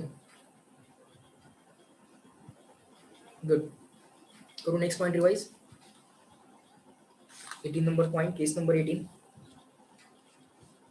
चलो पट पट पट पट करायचं. डाऊट असेल विचारा, no problem, we can discuss that doubt also. Next. पण टाइमपास आपण नाही करायचं, आपण टू दी पॉइंट डिस्कशन करायचं आज. चलो नंबर 18 झाला ना, आय थिंक नाही 18 राहिले. नंबर 18 हा इनफानाइट नॉन कंडक्टिंग सिलेंडर. आता गंमत आहे, इनफानाइट नॉन कंडक्टिंग सिलेंडर. तर सिलेंडरचा आहे प्लस इन्फानाइट पण आहे प्लस नॉन कंडक्टिंग पण आहे, म्हणजे चार्ज सरफेसला नाही असणार, charge throughout the volume असणार. Charge throughout the volume असणार. पट पट पट पट लॉजिक समजून घ्या. फॉर्म्युले आपोआप आठवतात. लॉजिक आलं की फॉर्म्युला आपोआप येतो. म्हणजे त्याला एक ऍक्सिस पण ड्रॉ करावं लागणार. इन्फानाइट आहे, अप टू इन्फिनिटी एक्सटेंड करा, extend up to infinity. Charge will be distributed throughout the volume, not only on the surface, throughout the volume. ठीक आहे. सो आता कॉन्सेप्ट वापरावी कुठली लागणार? चार्ज पर युनिट व्हॉल्यूमची. No option. So you can consider any finite length. Finite length वरती charge finite, infinite length वरती charge infinite. So charge per unit व्हॉल्यूमची concept. Charge on finite volume, let's say Q, and that finite volume, let us assume this length as L. Let us assume the radius of the cylinder capital R. So 2 pi R into L. This length you can assume as small l, capital L. So 2 pi R into L. Okay. Again you will say that, sir, this object is finite in 2 dimensions, only infinite only in 1 dimension, and is infinite only in 1 dimension. Still here also the concept of charge per unit length is applicable. Yes, no reply in the chat box. You can still use these formulae. Yes, no पटकन reply करा. Correct. हे वाले जे फॉर्म्युले आहेत ना, surface वरती charge होता आणि object was infinite only in 1 dimension. Still the concept of charge per unit length is valid here also as well as here also. फक्त काय करावं लागेल, जसं तिकडं सिग्मा आणि लॅम्बडा मधलं रिलेशन मी दिलं होतं, सिग्मा आणि लॅम्बडा मधलं, तसं रो आणि लॅम्बडा मधलं रिलेशन डिराईव्ह करावं लागेल. करून दाखवतो. चला पटपट पटपट करा. पहिल्यांदा आउटसाइड. आउटसाइडला काय आपल्याला विचार करायचाच नाहीये. आउटसाइडचा आन्सर लिहून घ्या. लॅम्बडाच्या लँग्वेजमध्ये पहिल्यांदा लिहून घ्या आन्सर्स, आणि लॅम्बडा आणि सिग्मा मी रिलेट करणार आहे. आय थिंक मी मिस्टेक केली आहे. मी रो लिहिताना मिस्टेक केली आहे. कोणी सांगितलं का नाही मला? मी सरफेस एरिया लिहून ठेवला. चार्ज पर युनिट व्हॉल्यूम करायचं आहे ना. हा, रो कसा पाहिजे? Charge on this volume divide by this volume. काय volume? Pi R square into L करा. Pi R square into L करा. आणि ज्यांना लॅम्बडाची कॉन्सेप्ट वापरायची ती लोक काय करतील? Charge on this much length is equal to Q and this much length is equal to L. So rho आणि लॅम्बडा मधली रिप्लेसमेंट फर्स्ट शॉर्ट मध्ये मिळाली. क्यू अपॉन एल ला बाळांनो रिप्लेस करा लॅम्बडानं. So lambda upon pi R square. आणि आपण सगळेजण काय करूयात, लॅम्बडाचे फॉर्म्युले लक्षात ठेवूयात. आउटसाइड इन्फानाइट लाईन चार्ज, फॉला formula k into 2 lambda upon small r on the surface. K into 2 lambda upon capital R. Inside आता 0 असणार नाही. आता 0 असणार नाही. आता जे लॉजिक असेल ते कसं असेल सांगतो. हा फॉर्म्युला लिहायचा व्यवस्थित, मॉडिफाय करायचं या फॉर्म्युलाला. Upon the small R. आता इनसाइड वाली करताना फक्त इथं क्यूच्या ऐवजी क्यू एनक्लोज करायचं. क्यूच्या ऐवजी काय करायचं? क्यू एनक्लोज करायचं. वाट आपोआप सॉल्व्ह होते. आता क्यू एनक्लोज रिप्लेस करायला तुमच्याकडे काय काय ऑप्शन्स आहेत? क्यू एनक्लोज रिप्लेस करायला लॅम्बडा इंटू एल ऑप्शन आहे. क्यू एनक्लोज करायला rho into pi R square L असा पण ऑप्शन आहे. या क्यू एनक्लोजच्या रिप्लेसमेंट्स.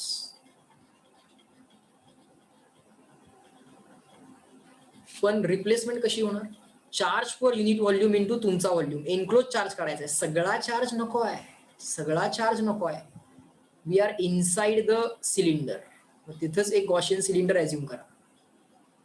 त्या गॉशियन सिलेंडरची रेडियस तुम्ही स्मॉल आर घेणार. एनक्लोज चार्ज पाहिजे एवढ्यामध्ये एनक्लोज झालेला.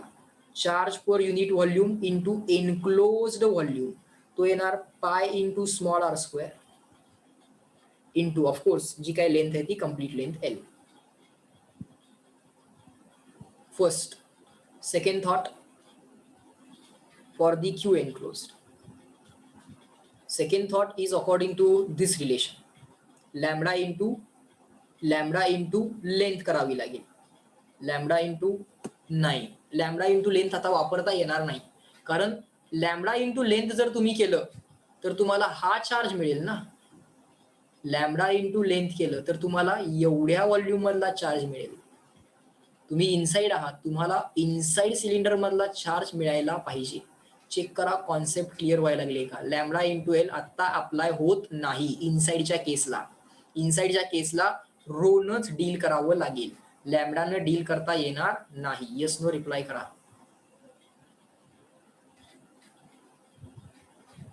कारण लॅम्बडानं डील केलं तर हा कम्प्लीट चार्ज मिळेल. कारण त्यात स्मॉल आरचा काही युजच केला नाही लॅम्बडानं, फक्त एलचा यूज केला. येस नो रिप्लाय करा. हे चालेल, हे पण चालेल.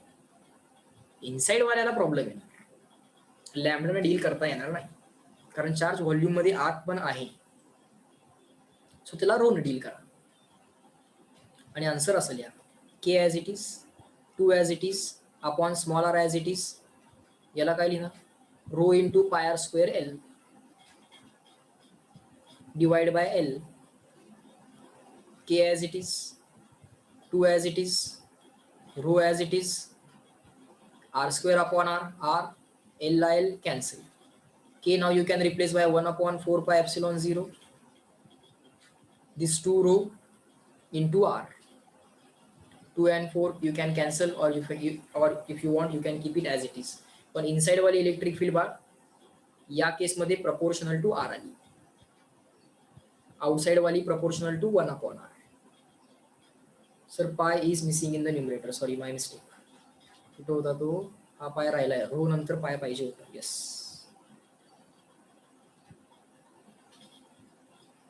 Yes yes, correct it. Check करा.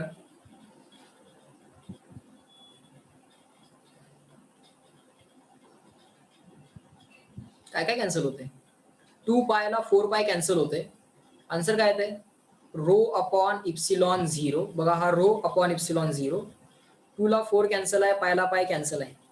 2 अपॉन 4 म्हणजे 2 होणार, r upon 2. Rho upon epsilon 0, r upon 2 उत्तर आलं. इनसाइड वाली फील्ड आली. थोडे लॉजिक आणि थोडं पाठांतर. हे पाठ करता येते, हे पाठ करता येते, सॉरी हे लक्षात ठेवता येते, हे लक्षात ठेवता येते. लॅम्बडाला रिप्लेस कसं केलं, क्यू बाय एल न रिप्लेस केलं, आणि क्यूला कसं रिप्लेस केलं, क्यू एनक्लोज न. Same logic. इनसाइड गेलात की क्यू एनक्लोज, क्यूच्या ऐवजी क्यू एनक्लोज टाकायचा. बोला.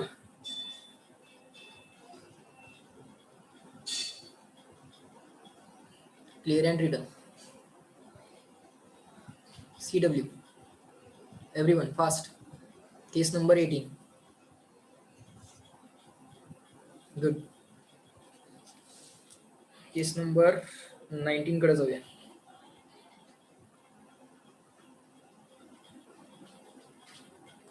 चला नेक्स्ट. ऑब्झर्व करा सगळे पॉइंट फक्त.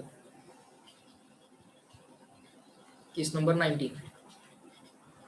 19 केस काय आहे, इन्फानाइट शीट. सिंपल आहे, write down. Infinite non conducting sheet. Infinite non conducting sheet. Non conducting sheet आहे पण इन्फानाइट आहे. नॉन कंडक्टिंग शीट आहे पण इन्फानाइट आहे. Just give me 1 second. Let me draw it differently. Like this.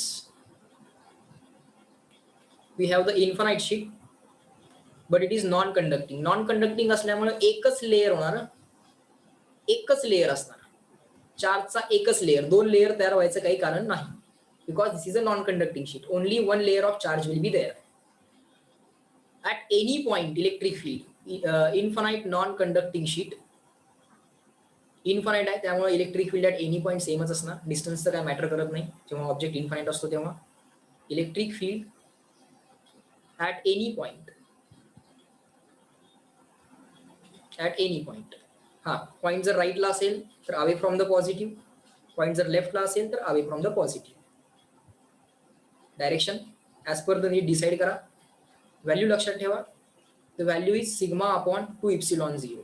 आता तुम्ही म्हणाल सर यातला एक फायनाइट एरिया कन्सिडर करूया. येस, त्या फायनाइट एरियावरती finite charge divide by that finite area. चालेल, no problem. The answer will be sigma. Sigma will be replace by charge per unit area. Charge is distributed only on 1 layer, so एकाच लेयरचा area upon 2 epsilon 0 as it is. And the answer will become Q upon 2a epsilon 0. Basic formula तुम्ही हा लक्षात ठेवायचा. आणि एकच layer असणार आहे, एकच लेयर असणार आहे त्यामुळं चार्ज हा एकाच एरियावरती आहे, एकाच लेअरवरती आहे. So charge on the sheet, charge on एक फायनाइट पोर्शन इमॅजिन करायचा. Charge on the sheet divide by area of that finite sheet. आणि त्या शीटला एकच एरिया आहे त्यामुळे त्याला ए लिहायचं. आणि फॉर्म्युला तयार होतोय Q upon 2a epsilon 0. Okay.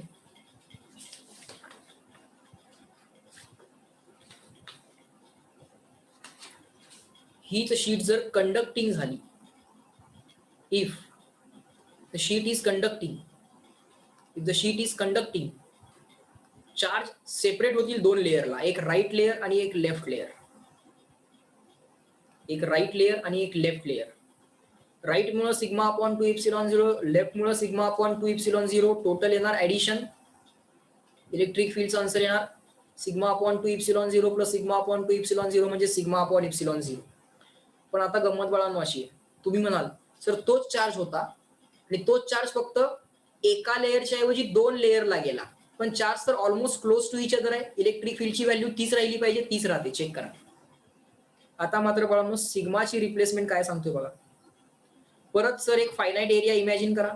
त्या फायनाइट एरियावरचा ओव्हरऑल जो काय फायनाइट चार्ज आहे तो q, but that charge is distributed in on the right face as well as left face. Right फेसचा एरिया आहे, लेफ्ट फेसचा एरिया आहे, charge divided by area on which the charge is spread. Area on which the charge is spread is 2a. So आता परत काय होतंय, हा sigma upon epsilon electric फील्डचा जो काय फॉर्म्युला तयार होतो, sigma will be replace by q upon 2a divided by हा epsilon 0 as it is. You will get same formula in terms of area. हा 2a डिवाइड करायला सेम फॉर्म्युला मिळतोय. क्यूच्या language मध्ये सेम फॉर्म्युले मिळतात, सिग्माच्या लँग्वेज मध्ये फॉर्म्युले डिफरंट आहेत. This formula and this formula are different. This formula and this formula are same. In the language of Q you have same formula. In the language of sigma you have different formula. Yes, no? Reply me in the chat box, clear and written. Yes, 19. Infinite sheet.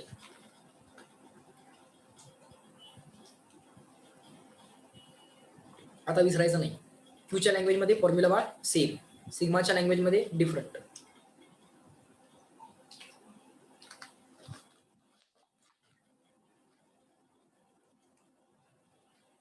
Next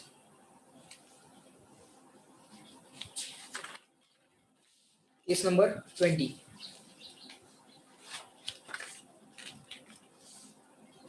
Potential due to system of potential due to point charge and potential due to system of point charges. Okay, right now next point, case number 20. Potential फॉर्म्युले, electric फील्डचे फॉर्म्युले संपले, आता पोटेन्शियलचे फॉर्म्युले. Potential due to point charge, potential due to point charge, of course at distance r. Q is a charge at distance equal to r. What is the potential? Answer is k into q upon small r. Of course you can replace k by 1 upon 4 pi epsilon 0. Q upon r as it is. Q upon r as it is. Okay. Medium असेल epsilon, medium नसेल epsilon 0. Point charge, potential is a scalar value. To find out net potential, just keep on adding. Vector वगैरे काय नाहीये, सरळ सरळ addition करायची. Then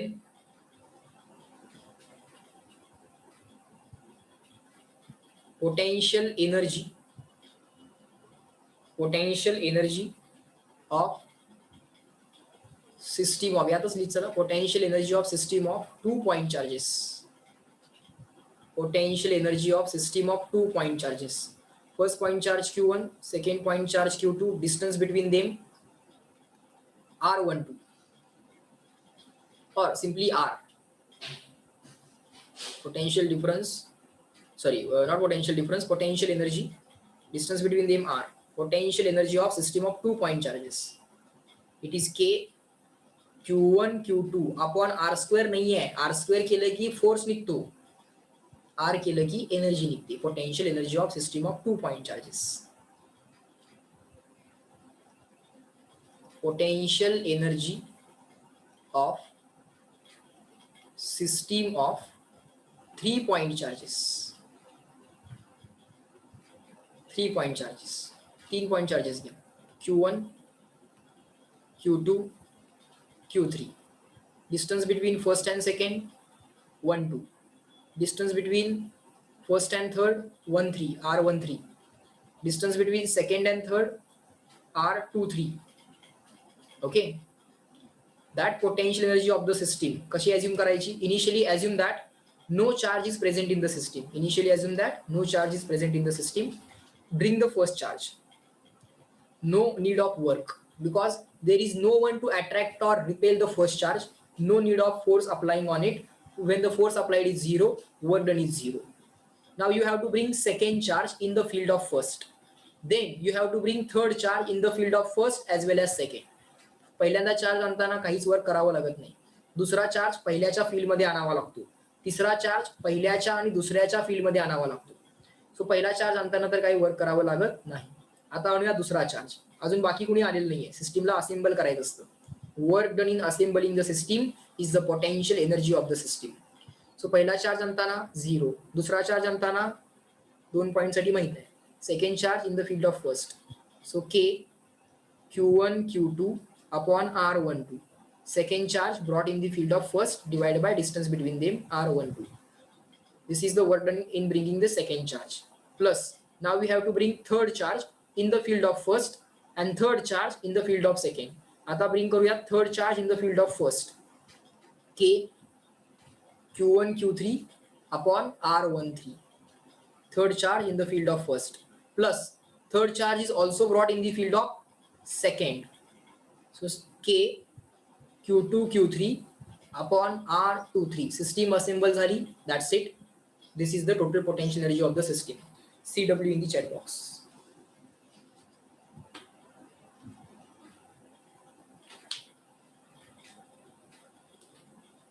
Good. Clear and written.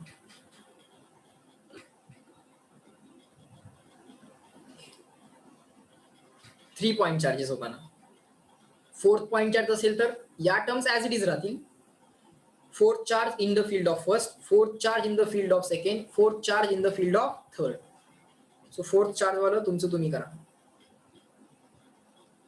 Potential energy of system of 4 point charges. Potential energy of system of 4 point charges. या 3 terms तर as it is. Plus आणखीन एक टर्म आहे ना, fourth charge in the field of first, fourth charge in the field of second and fourth charge in the field of third. Additional term येणार that you can do as a homework. Next, number 23. Number 23. Let us revise 23rd point. Electric potential due to the point charge at distance r, that we know. That point has been repeated, so just write down once again or just draw the diagram. So repeat 3 point charges, potential energy. Okay, fine. Potential energy is work done in assembling the system. Okay, now initially we will assume no charge is present here. We have to bring first charge from infinity to given point. पण त्याला attract करायला, repel करायला कुठलाही charge नाहीये. म्हणजे याच्यावरती तुम्हाला force लावायची गरज नाहीये. तो आपोआप सुद्धा येऊ शकतो. किंवा without applying force we can bring it here. Without doing work we can bring it here from infinity to given point. म्हणून पहिला चार्ज आणताना वर्क करावं लागणार नाही. प्लस सेकंड चार्ज जो आणणार तो आपण फर्स्टच्या इलेक्ट्रिक फील्डमध्ये आणणार. त्यामुळे पहिला चार्ज दुसऱ्याला अट्रॅक्ट किंवा रिपेल करणार. पण तुम्हाला सेकंड चार्ज विदाउट ऍक्सेलरेशन आणायचा असतो.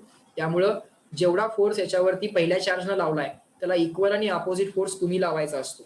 So because of that you have to do the work. What is that work? Interaction energy of 2 point charges is already given to you. त्या potential एनर्जीला interaction energy असंही म्हणतात, scientific name. K into Q1 upon R12. So second charge brought in the field of first. K into Q1 Q2 upon R12. Second charge brought in the field of first. Plus आता third charge आणायचा आहे from infinity to given point. तो पहिल्याच्या electric field मध्ये पण आला, त्याच्याबरोबर पण इंटरॅक्शन झाली. ती इंटरॅक्शन एनर्जी काय असेल? K into Q1 Q2 upon R13. R13 is the final distance between first and third charge. Third charge हा सेकंडच्या इलेक्ट्रिक फील्ड मध्ये पण आला, कारण सेकंड ऑलरेडी सिस्टीम मध्ये असेंबल झालेला आहे. नाव त्याच्याबरोबर पण इंटरॅक्शन होणार. तिथलं वर्क किती असणार? Interaction energy K into Q1 Q2 upon K into Q2 Q3 upon R23. K into Q2 Q3 upon R23. All these K are small k, 1 upon 4 pi epsilon 0 or 1 upon 4 pi epsilon. All these K are small k. Yes, reply in the chat box. Clear and written. CW.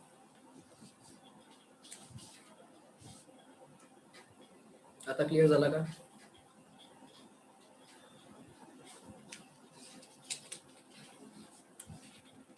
Reply.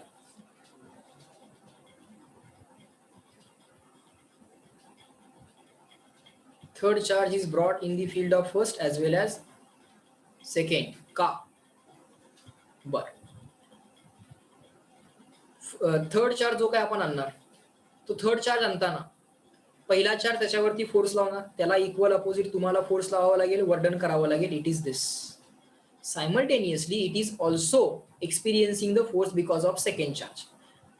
त्याला सुद्धा equal opposite force तुम्हाला लावावा लागणार आणि तुम्हाला work करावं लागणार. So third charge is also brought in the field of second.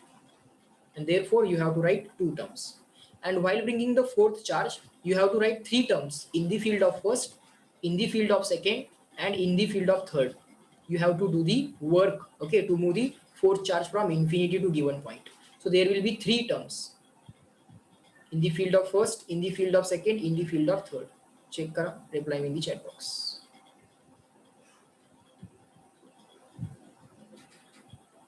Yes, clear, good. Next.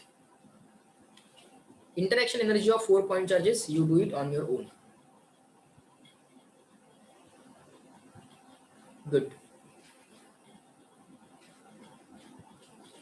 Next was, I think, point 23, potential due to point charge. Just draw a point charge at distance equal to r. What is the potential? Write once again, because this will help in the upcoming point. So we have to write this again. K into Q upon R. That's a very simple case. We have already written this. Immediately move on to the case number 24. Electric potential due to the charge rod. Direct formula. This is direct a formula case. Electric potential due to a charged rod at a point on the axis. At a point on the axis of rod. At a point on the axis of rod. Let's draw a rod. This is a rod. Let's draw the axis of the rod. This is the axis of the rod. There is point on the axis of this rod. Let's say the length of the rod is capital L. Let's say the length of the rod is capital L. Charge on this entire rod is capital Q. Now you can have the concept of charge per unit length.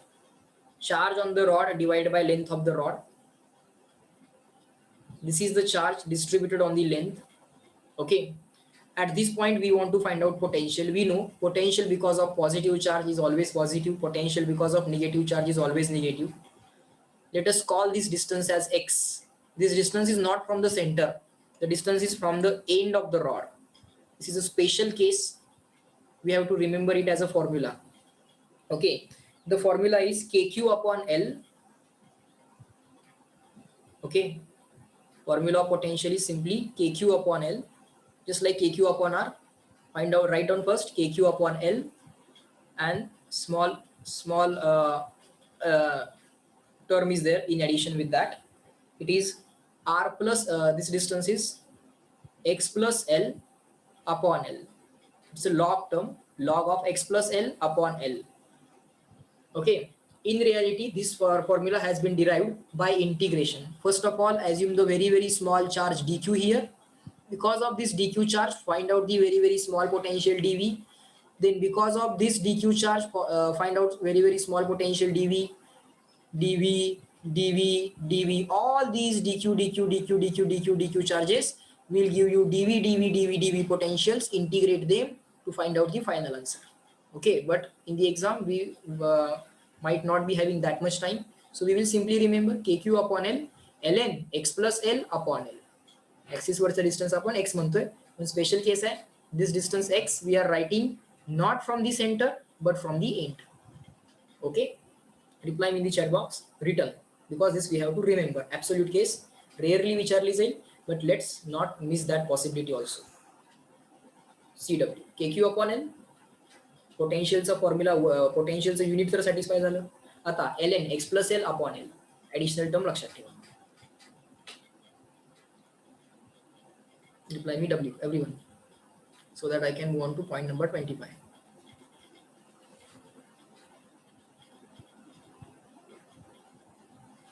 Now the present has become only 12 people.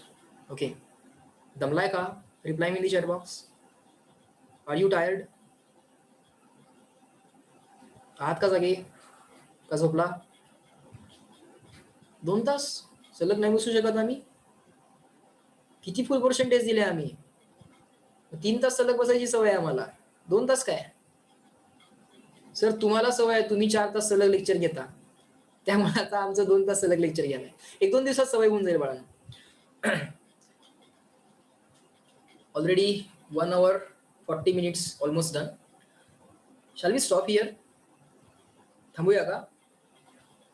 अजून एक 24 points आहेत. अजून 24 points आहेत. Overall 48 cases are there. 48 possibilities are there electrostatics मधल्या. 48 possibilities मी cover करणार आहे. सगळा chapter cover होतोय. आज 24 झाले, उद्या 24 कव्हर करूया. इलेक्ट्रोस्टॅटिक्स ओव्हर होतोय. Is that okay? चालेल का? येस नो रिप्लाय करा. Okay. Remaining 24 we'll cover tomorrow. Okay. There are exactly 48 possibilities. Okay. There are 48 possibilities. 48 cases are there. Last point dipole वगैरे ते सगळं सुद्धा कव्हर करायचं आहे. ओके. सगळं कव्हर करायचं आहे. सगळ्या केसेस, सगळे फॉर्म्युले. याच्या बाहेर मोस्टली काही क्वेश्चन जायचं कारण नाहीये. ओके. चलो. So guys, in this lecture we will stop at this point. Remaining points we'll discuss in the next lecture. चलो bye bye everyone. Let me end this lecture. Have a very nice day. Good day to all of you. Okay. आणि अभ्यास करा. आणि संडेला taste असेल. Okay. नीटची taste असणार नाही. संडेला नीटची टेस्ट असणार नाही. या संडेला फक्त सीईटीची टेस्ट आहे. आणि नेक्स्ट वीक पासून परत टेस्ट शेड्यूल बाळांनो आपलं रेग्युलर चालू होईल. Okay. That I will inform on the group. चलो bye bye everyone. Join the next lecture also for the chemistry. चलो बाय. थँक्यू.